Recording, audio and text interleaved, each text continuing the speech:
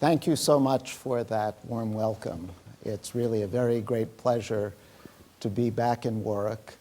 There are actually some people here today who can remember a particularly happy occasion for me, being in Warwick in the late 1970s. I spent several weeks here, and it was one of the most exciting times in my research career. I had something like 4 or 5 co-authors also here at the same time, and I spent most of my time shuttling from one co-author to the other. We ended up more or less completing 5 or 6 papers in those few weeks. So very happy memories of Warwick. I thought what I would do this afternoon is to tell you a little bit about a subject that I've spent a lot of my career on, which is mechanism design. You may not know what that is, so I hope to tell you via a few examples. I think the best way of understanding what a theoretical subject is all about is to see how it actually might be used in a particular example.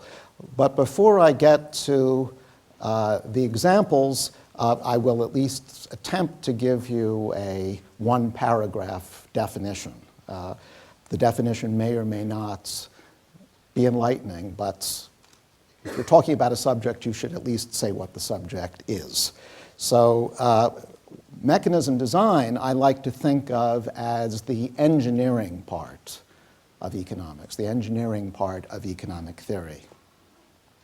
If you know something about economics, you know that most of it, on the order of 90%, is devoted to taking existing economic institutions and trying to predict or explain the outcomes that those institutions give rise to.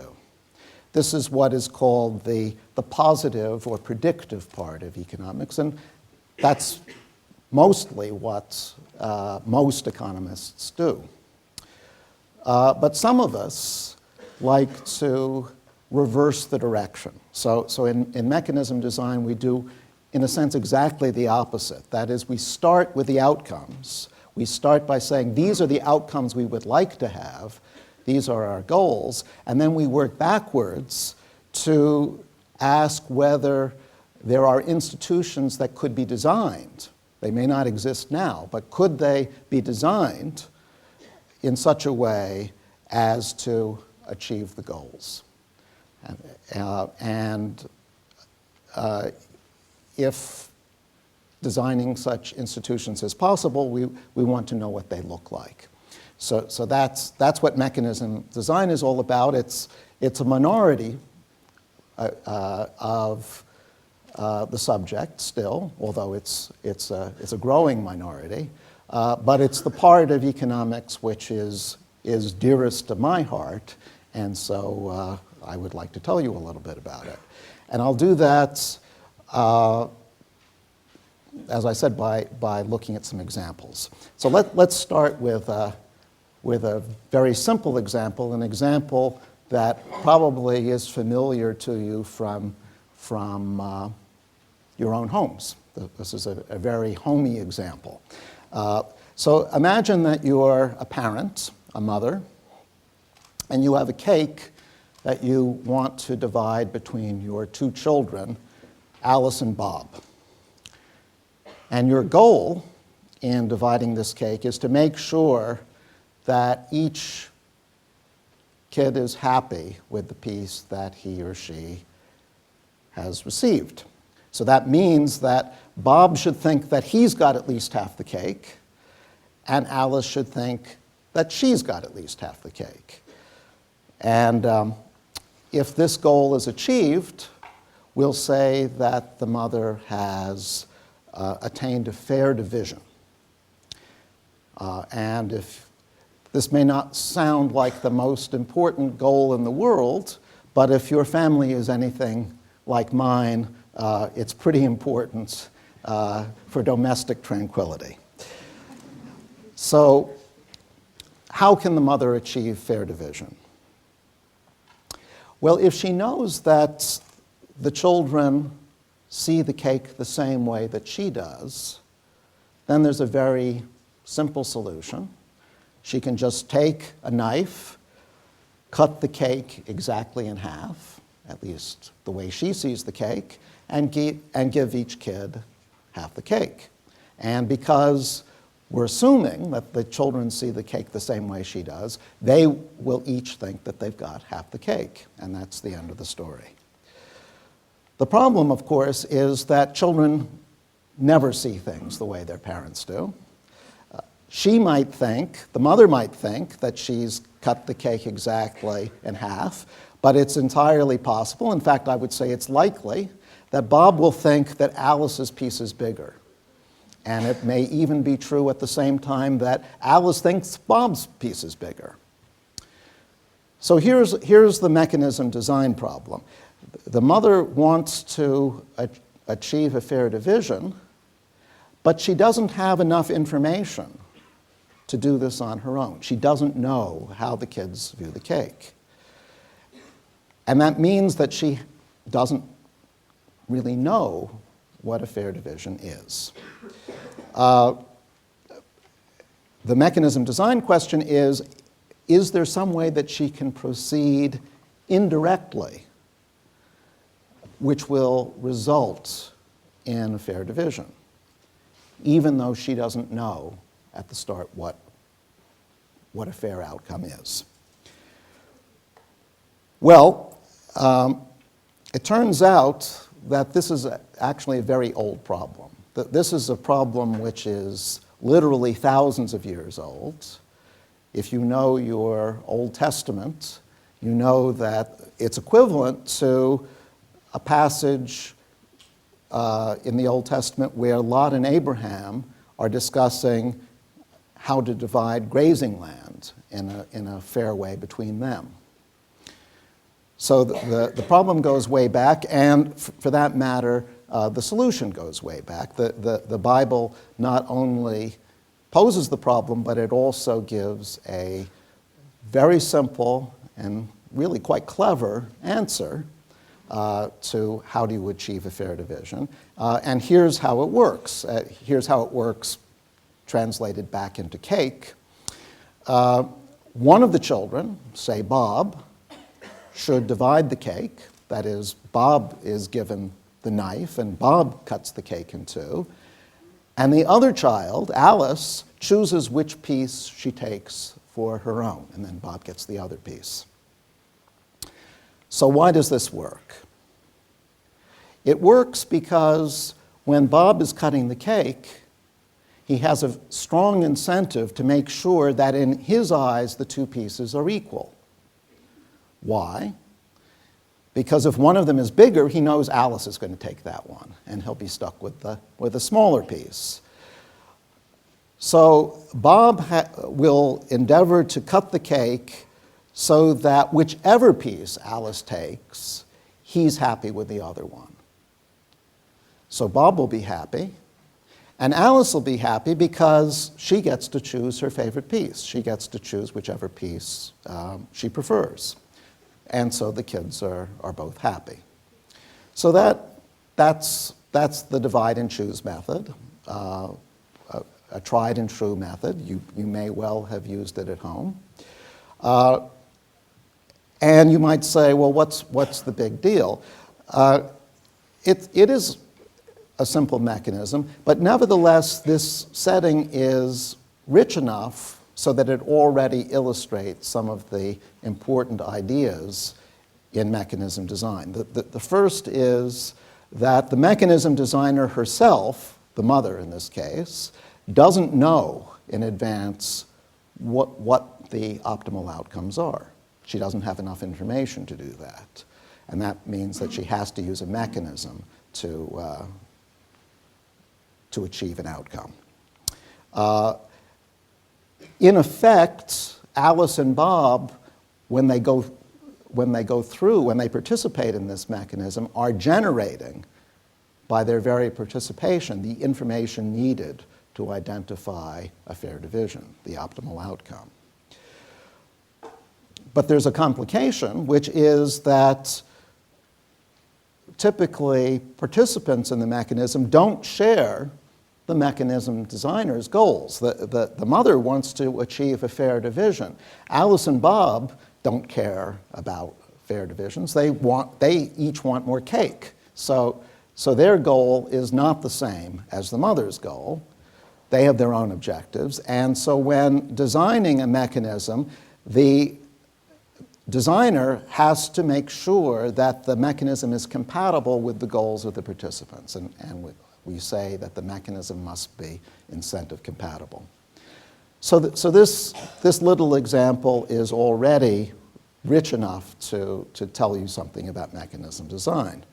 But it's not perhaps the most earth-shattering problem in the world. So let's move on to something bigger. Our second example is something prompted by a revolution that occurred starting about 20 years ago. We're all aware of the telecom revolution, the fact that we can stay in contact with people basically anywhere in the world using our mobile phones or other devices. All of this was made possible by the fact that governments around the world decided, starting about 20 years ago, to in effect privatize the radio spectrum. So before that, governments controlled most of the radio spectrum, and most of it wasn't being used for very much at all. It was used for television and radio broadcasts. A lot of it was basically underutilized. But governments recognized that this was an inefficient arrangement, and so they started transferring the right to use this radio spectrum to telecom companies who then created this modern revolution. Let's look at a simple version of the problem that governments face. And I understand that Chris Doyle has already talked to you a bit about spectrum auctions today, and so some of this will be perhaps familiar from his earlier talk. Let's imagine that there's a particular band of radio frequencies that the government wants to transfer to the private sector. We'll say that the right to use this band of frequencies constitutes a license. So there are a number of telecom companies interested in acquiring this license, and the government's goal, we'll suppose, is to put the license into the hands of the company that values it the most. This is what an economist would call an efficient outcome. When resources are in the hands of the people or agents who value these resources the most, that's efficiency.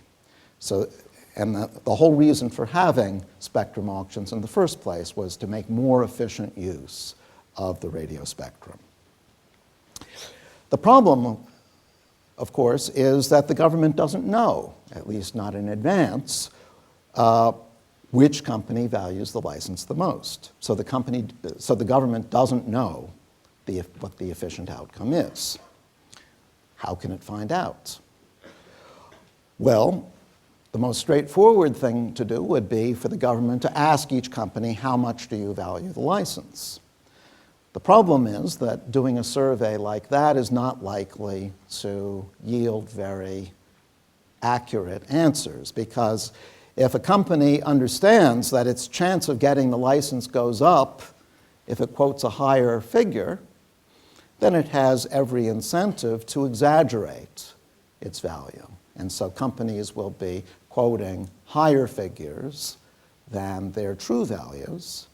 And that means that there's no guarantee that the company quoting the highest value really does have the highest value.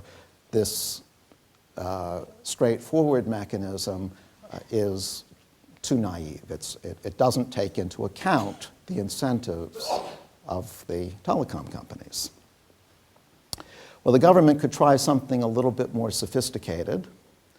It could have each company make a bid for the license. A bid is a statement of how much you're willing to pay. And then it could award the license to the company that has made the highest bid and actually have that company pay its bid. Well, this is a better mechanism than the first one. It's certainly going to rule out the incentive to exaggerate. Companies are not going to exaggerate under this mechanism because if the license is worth, say, 10 million pounds or $10 million to me, and I bid 12 million, if I win, I'm going to have to pay 12 million, and that's too much. It's more than it's worth to me. So we don't get exaggeration anymore. Nevertheless, this mechanism won't work either. And the reason it won't work is that now companies have the incentive to understate. And to see that, let's imagine that you're a telecom company and the license is worth 10 million to you. Well, would you bid 10 million? If you did bid 10 million and you won, you would be getting something, an asset worth 10 million to you, but you'd be paying 10 million, so your net profit would be zero. You'd on net get nothing out of this transaction. You might as well have not bothered. So you're not going to bid 10 million, you're going to bid less than 10 million. You're going to bid maybe 8 million or 7 million. If you bid 8 million, that's going to reduce your chance of winning. You're not as likely to win as you would if you bid 10, but at least if you do win, you will have a positive profit. So all the companies will be bidding less than 10 million, and once again, there's no guarantee that the winner will be the company that values the license the most. So this mechanism doesn't work either, and we might ask at this point, is there a mechanism that gets it just right, that stops people from exaggerating and also stops them from understating? Well, it turns out that the answer to that question is yes. In fact, that problem was solved a bit more than 50 years ago by the economist William Vickrey, and the mechanism that solves the problem is now generally called a Vickrey mechanism, or sometimes it's called a second bid or second price mechanism for reasons that you will see in a minute. So once again, the solution is extremely simple, but really quite devilishly clever. Here's how it works. Once again, the government has every company make a bid for the license, and once again, the winner is the high bidder. But now, instead of paying its own bid, the winner pays the second highest bid. That's the twist. And that means that if there are three bidders and one bids 10 million, one bids 8 million, a third bids 5 million, the winner is the 10 million bidder, because that's the high bid, but it pays only 8 million, because that's the second highest. So why does this work? I claim that in this mechanism, every company will have the incentive to bid exactly what the license is worth to that company. That means companies will not understate, they will not overstate. Now, why won't they understate? They won't understate because they don't pay their bid anyway. If it's worth $10 million to me and I bid $9 million, let's suppose the second highest bid is $8 million, I gain nothing from underbidding. I gain nothing by bidding $9 million because I pay $8 million in either case, whether I bid 9 or 10.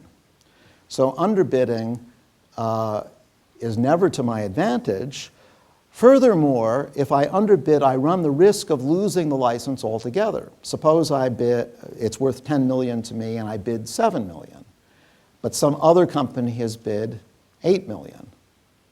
Well, now, by having underbid, I will lose. The other company will win. I won't get anything, whereas if I had bid $10 million, I would have won, and I would have had a nice $2 million profit, 10 million minus 8 million.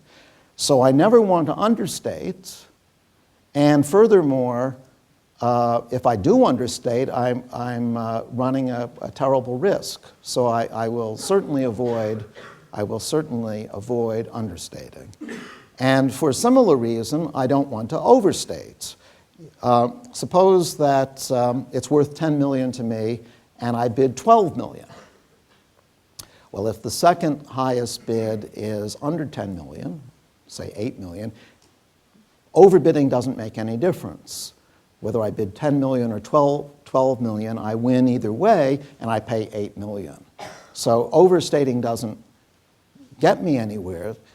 In that case, the only time that overstating makes a difference is if some other company has bid more than 10 million. Suppose some other company has bid 11 million.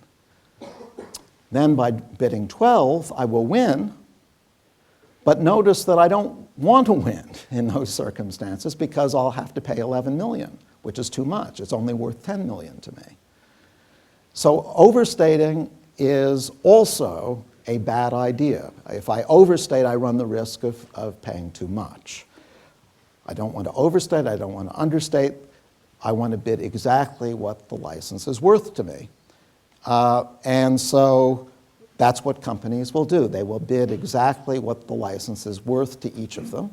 And that means that the winner will be the company that values the license the most, which is what the government wanted in the first place. That's the efficient outcome. So we have a solution to that problem as well. And real-life spectrum auctions are more complicated than this.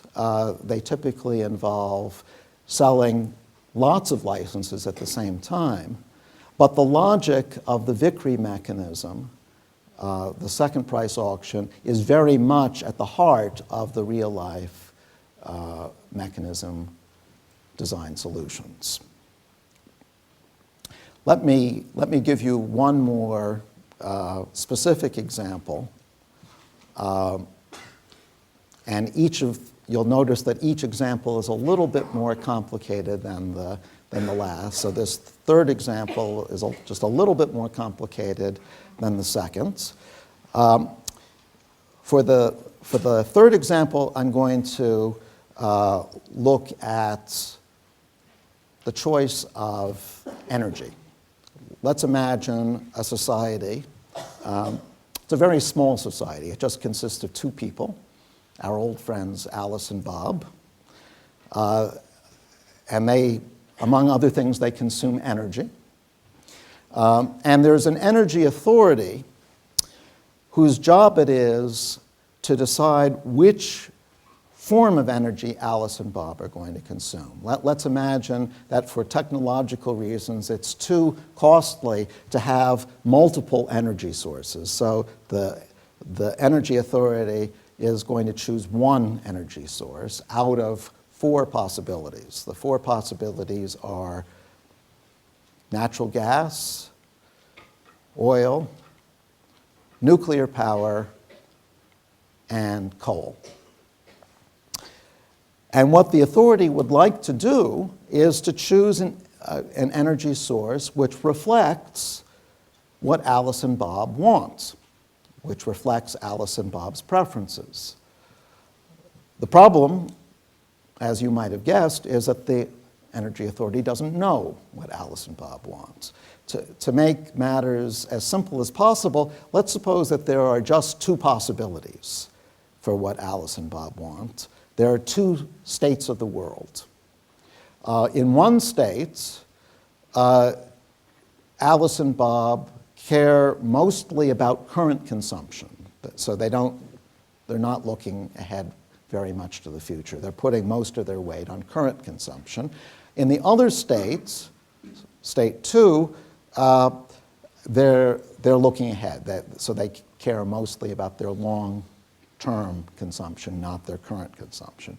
And one of these two states is the actual state, but the authority doesn't know which one.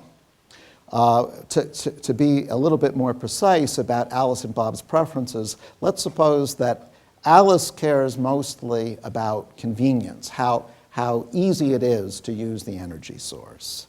So in state 1, where she's putting most of the weight on current consumption, she likes gas the most because that's the easiest to use, then oil, then coal, and nuclear power is at the bottom because nuclear power is very cumbersome to use. Imagine trying to use nuclear power to run your car. It would be, at least under current technology, it would be pretty complicated. So those are her preferences in state 1. In state 2, where she looks ahead to the future, nuclear power comes to the top because she expects that there will be advances in nuclear technology which make it much easier to use. Then gas, then coal, then oil follow. So those are her preferences. What about Bob? Well, let's imagine that Bob cares mostly about safety. So in state 1, where Bob is looking at current technology, current consumption, he likes nuclear power the most because he thinks that's the safest. Then oil, then coal, and then gas is down at the bottom because he's afraid of his oven blowing up if he runs it on gas. But in state 2, where he's looking ahead to the future, now nuclear power goes to the bottom because he's worried about the long-term safety issue of disposing of nuclear waste. So I've described Alice and Bob's preferences in these two states. Let me summarize them. I've summarized them in this table up here. So in state 1, that's where current consumption is the most important. Alice ranks gas at the top, then oil, then coal, nuclear power at the bottom, and similarly for Bob, and similarly in state 2. So as I said, what the Energy Authority would like to do is to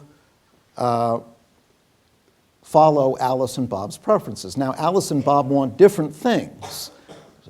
They don't have the same preferences, and so the authority is going to have to make some compromise between what Alice wants and what Bob wants.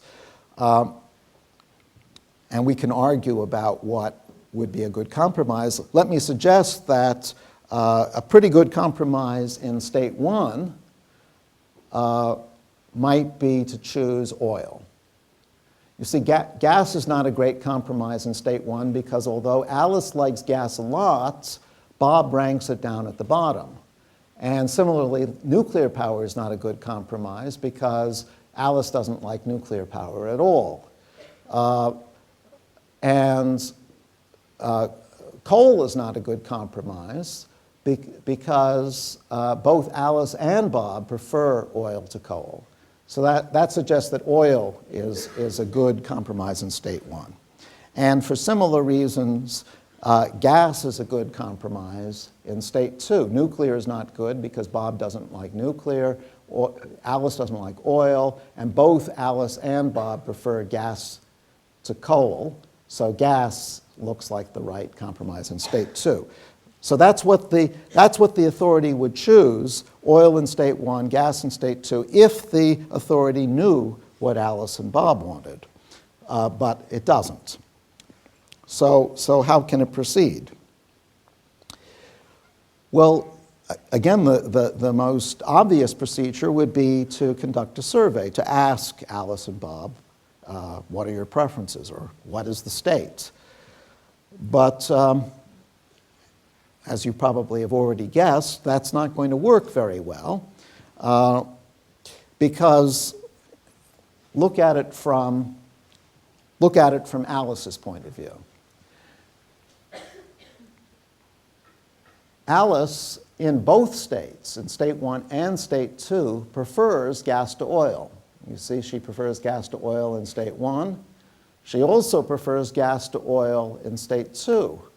And so if she knows that the authority is going to choose gas, if the authority thinks that state 2 is the true state, she's going to say state 2 no matter what. She's going to say state 2 even if state 1 is the true state. So the authority is not going to learn very much from Alice, and the authority is not going to learn very much from Bob either, because notice that Bob always prefers oil to gas. Bob prefers oil to gas in state 1. Bob prefers oil to gas in state 2, and so he's always going to say state 1. So Bob says state 1, Alice says state 2. The authority has no idea what the actual state is. So just asking is not going to work. Well, what will work? I'll show you. This works. Those of you who have seen some game theory will recognize a table like this as a game matrix, where Alice chooses rows, top row or bottom row, as her actions or strategies, and Bob chooses columns, left column or right column, as his strategies.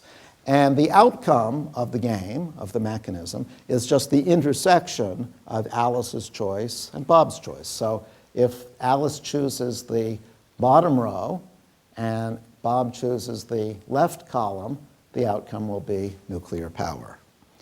And I claim that this little mechanism here solves the energy authority's problem. That is, it gives us oil as the outcome in state 1 and gas as the outcome in state 2.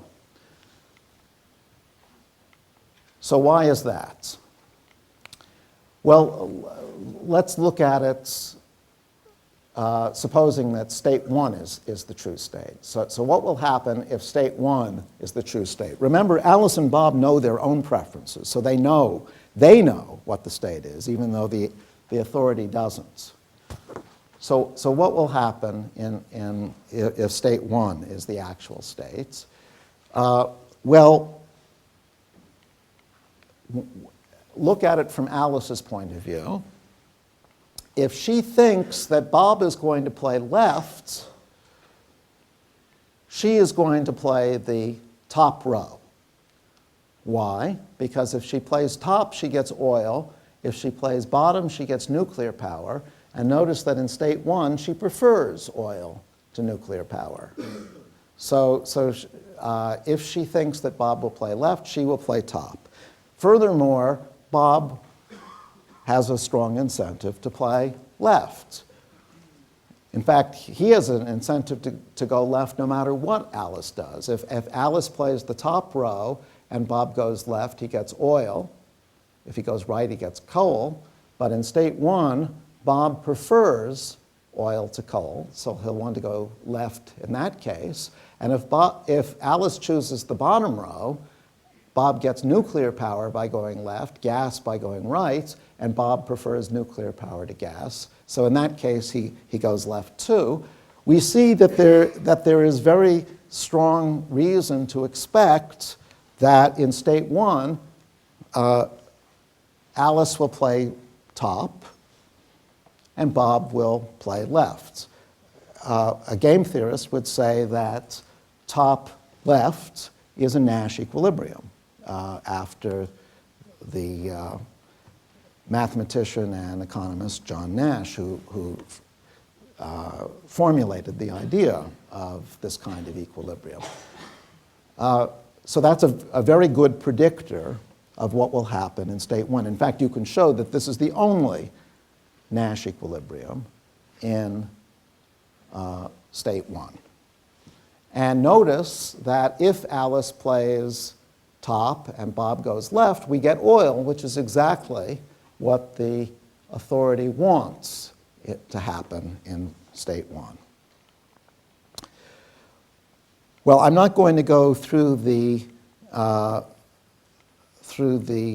state two analysis because it's basically the mirror image of the state one analysis. But let me just say that there's also a unique equilibrium in state two, and it's for Alice to play the bottom row and for Bob to play the right column. And in that equilibrium, we get gas, which is exactly what the authority wants in state two. So notice that in both states, the mechanism achieves the right outcome, the social optimum, even though the mechanism designer itself, the authority, didn't know the state. So to use the language of mechanism design, we say that this mechanism implements the designer's goals. Well, those are the three examples that I wanted to show you: cake, telecom, energy.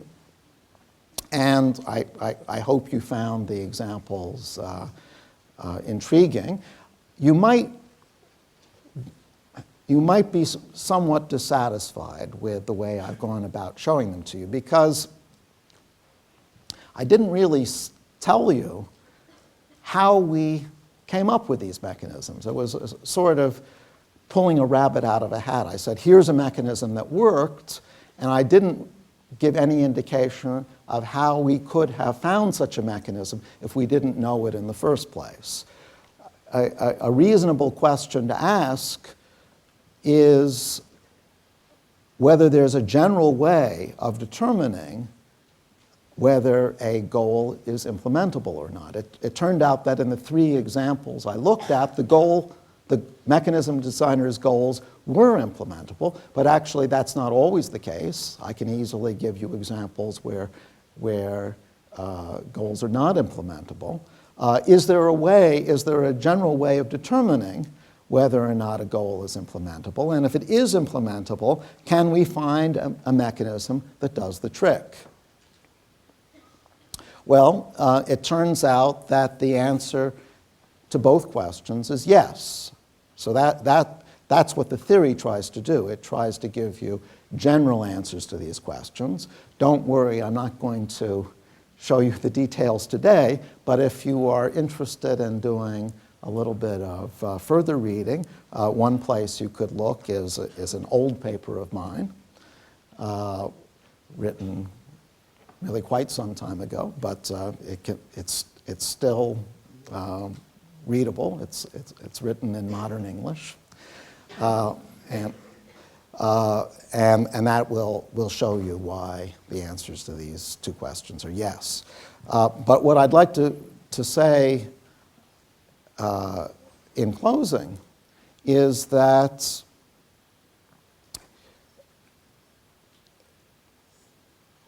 I picked three examples to show you somewhat arbitrarily. There were a lot of other examples I could have shown you. And in fact, I think it's fair to say that some of the most exciting examples of mechanism design in action are for problems that haven't yet been completely solved. So one reason why mechanism design is still a lively field 50 years after Vickrey's paper and 2,000 years after the divide and choose method is that there are important potential applications that crop up all the time. And let me just mention two of them. One is climate change.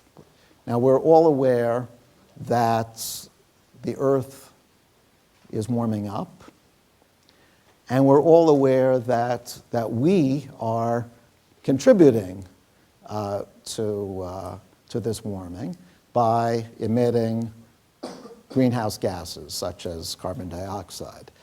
And we also know that the potential consequences of global warming are catastrophic. At least some of these consequences could be extremely damaging, not only to the economy, but to our whole way of life.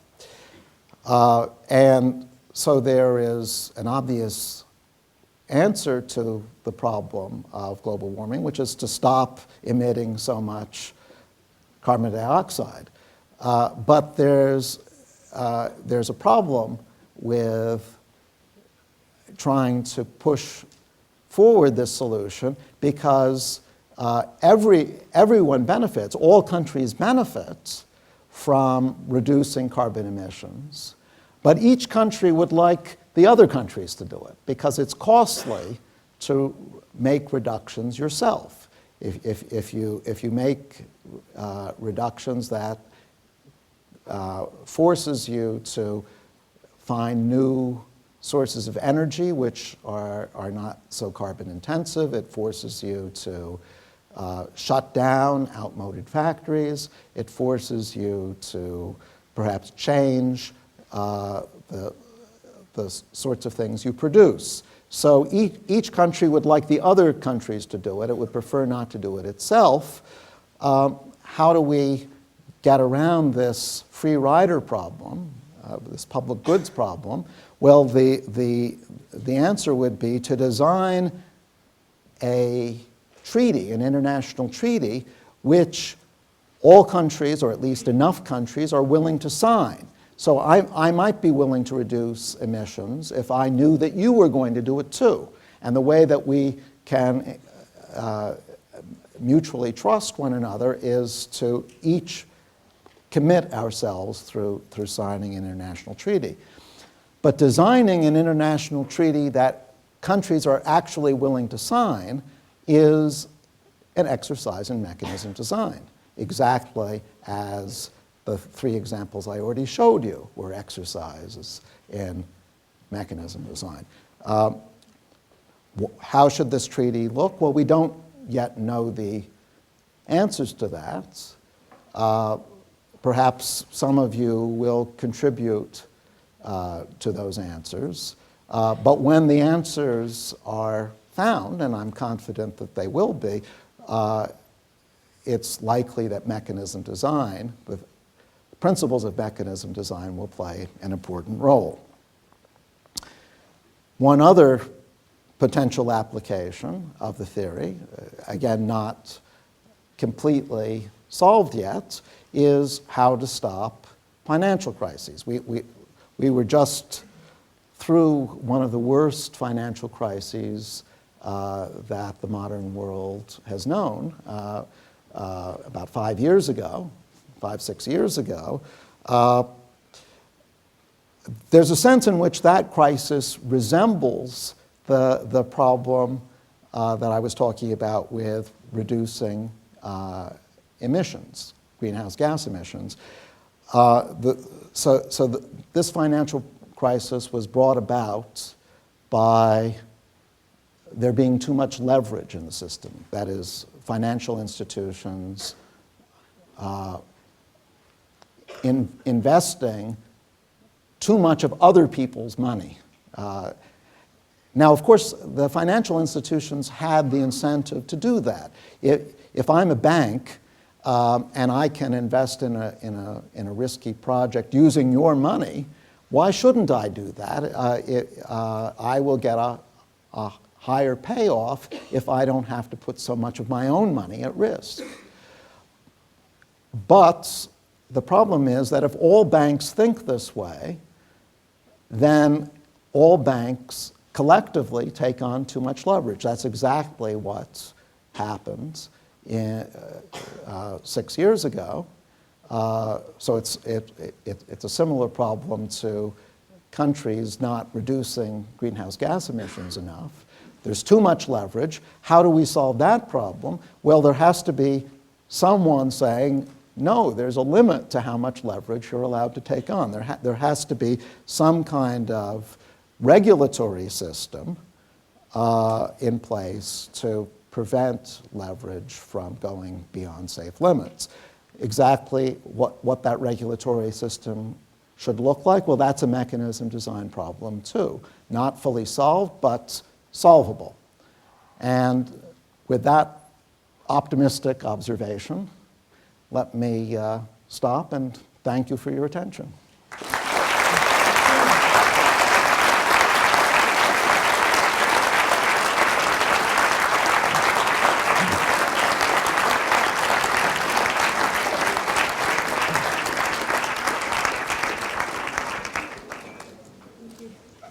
We now have some time for some questions and answers from the audience. So you please put your hands up. Okay, we have that one.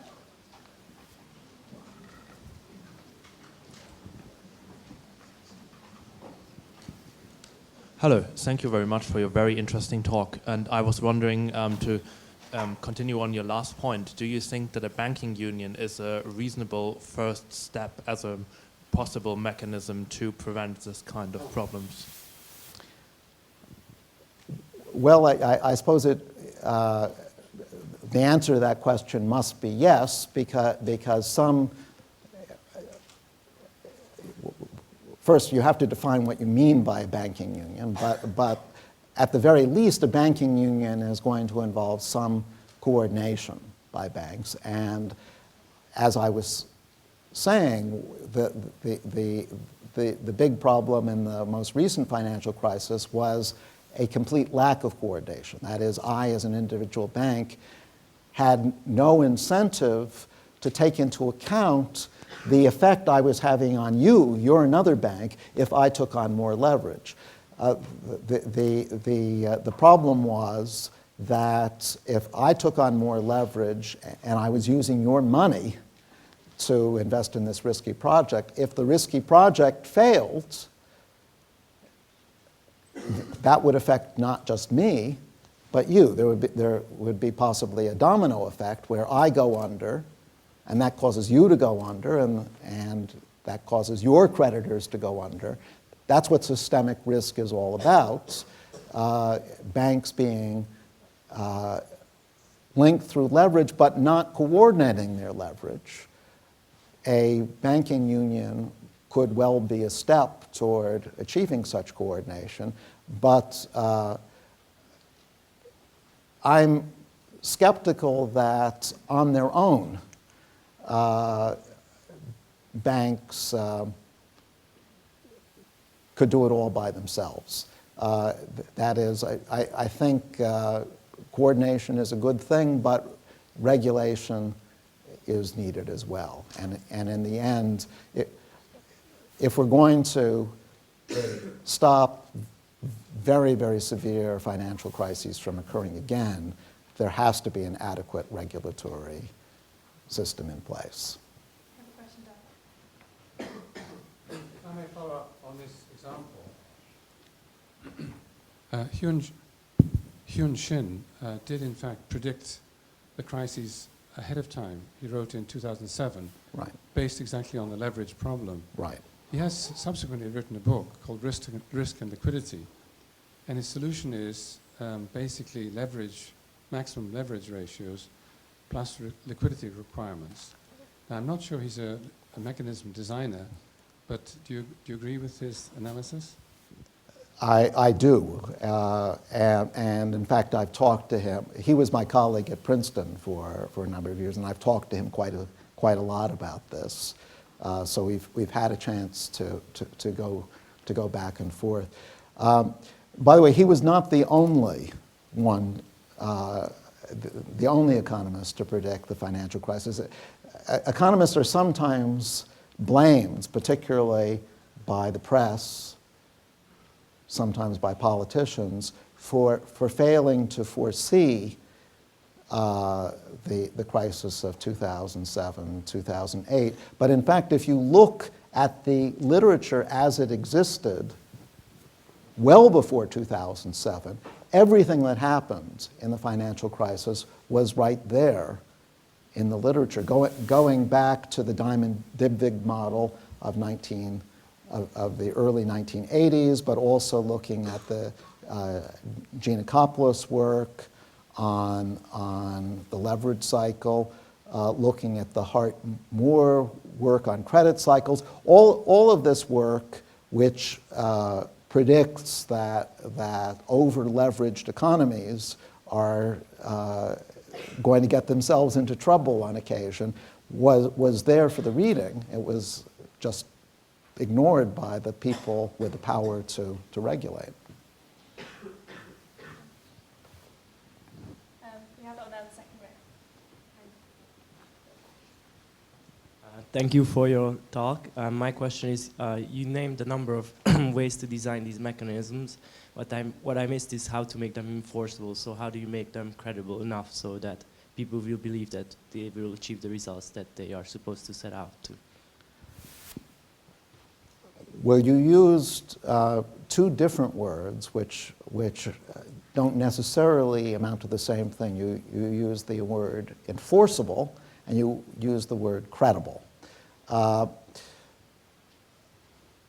Enforceability has to do with the idea of people being sure that if they follow the rules of the game, the outcome that will result from those rules is the one that the mechanism designer said would follow. In the case where the government is running the mechanism, as in the case of the spectrum auctions, enforcement is not that serious an issue, because the government can pass a law saying this must be the outcome. Courts will enforce that law, and participants in the auction, in the mechanism, can therefore rely on the rules being carried out in the way that was announced beforehand. The case which is trickier is in the international arena. How do you know that an international treaty will be enforced? Because we don't really have an international enforcement agency. We have the UN, but the UN, as we all know, is not particularly strong. We have the WTO. We have a number of international agencies which have very limited power, particularly when it comes to something like a treaty on greenhouse gas emissions. So there's a sense in which an international treaty has an additional constraint on it that domestic mechanisms don't. And that is that there's a sense in which the mechanism has to be self-enforcing. That means that if a country decides not to live up to its pledge to reduce emissions, it has to anticipate that the consequences following from the other country's actions will be so adverse that it will be worse off by making this deviation. So it's not as though there's a court there saying, I'll put you in jail if you fail to live up to the terms. The treaty in itself has to be written in a way that makes it not worth a country's while to break the terms. That's one reason why writing international treaties is a lot harder than, say, running spectrum auctions. It's one reason why we haven't solved climate change yet. Hi, thank you very much for your talk. Could you also model if... Sorry, I'm not sure where you are. Oh, there you are, okay. Sorry. Could you also model if two parties collude, for example, in your second example, if the telecommunication companies say, okay, you'll get this license, so our second highest bid will be 2 million, for example, or for example for the climate change example, if you say, yes, I will agree on this if you give me this instead. Okay. Once again, I want to distinguish between collusion within a mechanism and negotiation in achieving the mechanism, in deciding on the mechanism in the first place. So collusion within a mechanism. I showed you that in this Vickrey mechanism,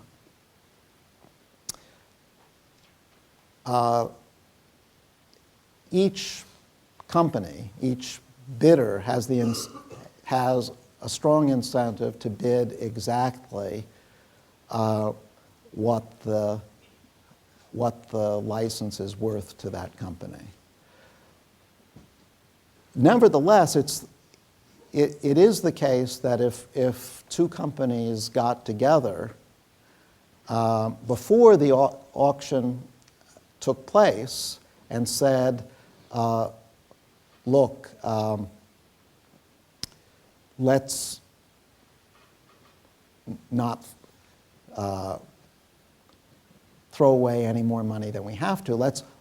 Why don't you agree that you're going to bid low, and I will bid a little bit higher, and that way I will win and won't have to pay very much because the second highest bid will be your bid, which is pretty low. So that would be a potential collusive arrangement thwarting the goal of the auctioneer, of the mechanism designer. The problem with such a collusive arrangement, though, is once you and I have made it, we each have an incentive to break it. That is, you might say to yourself after you've agreed to bid low, why should I do that? I'm going to bid what it's worth to me. And if I'm bidding relatively low, now you will win, and you won't have to pay very much. So collusion is possible in a Vickrey auction, but it may be difficult for the colluders to enforce their arrangement. They both have an incentive a potential incentive to break their collusive arrangement. And there are other things that can be done in auction design, in mechanism design, to try to stop collusion. Now, but you said something else, which was in deciding how much countries will reduce their carbon emissions, your country might decide to reduce so much in exchange for my country giving you something in return, perhaps some technology transfer, which enables you to reduce more cheaply. That kind of exchange can be built into the treaty itself, and that sort of thing often is built into treaties. If you're a developing country, we all know that it's going to be costly for you to make lots of reductions unless you have advanced technology enabling you to do that more cheaply. The advanced technology can be part of the mechanism itself, and a well-designed treaty will incorporate that kind of transfer. We've got time for 2 more questions. We have that one over there.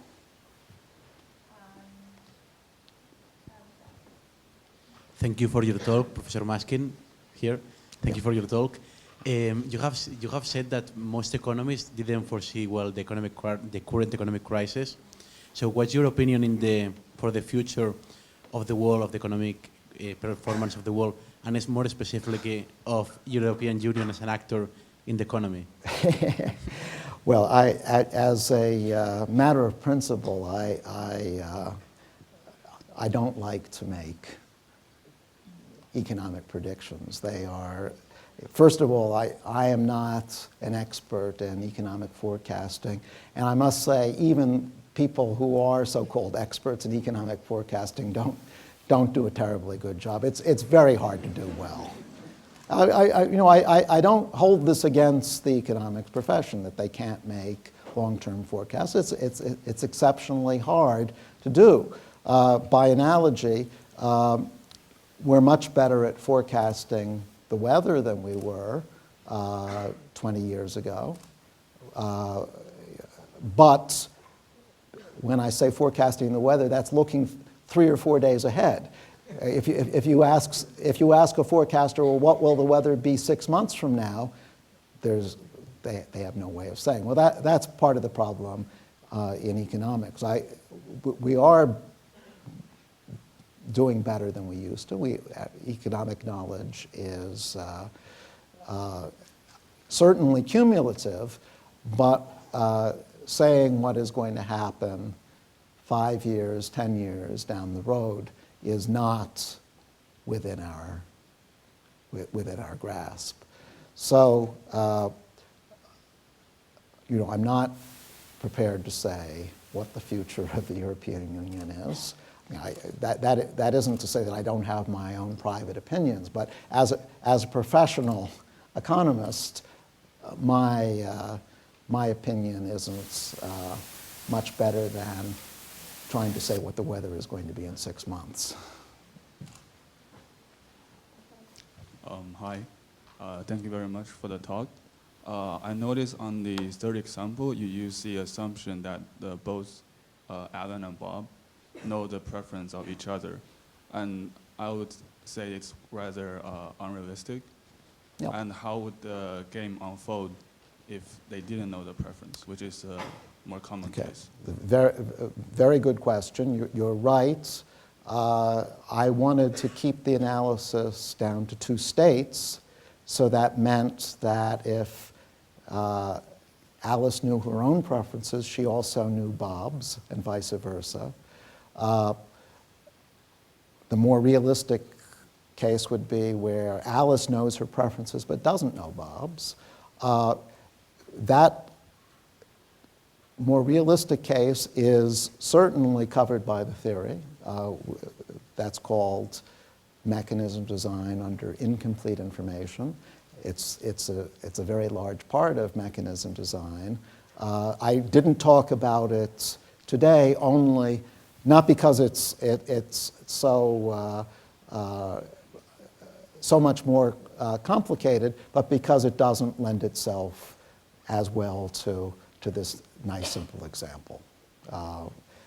But if you're interested, I can certainly refer you to lots of reading on that topic. Well, I'd just like to thank Professor Maskin for coming today to give us that talk from everybody in the WES team and the economics department at Warwick. Thank you very much.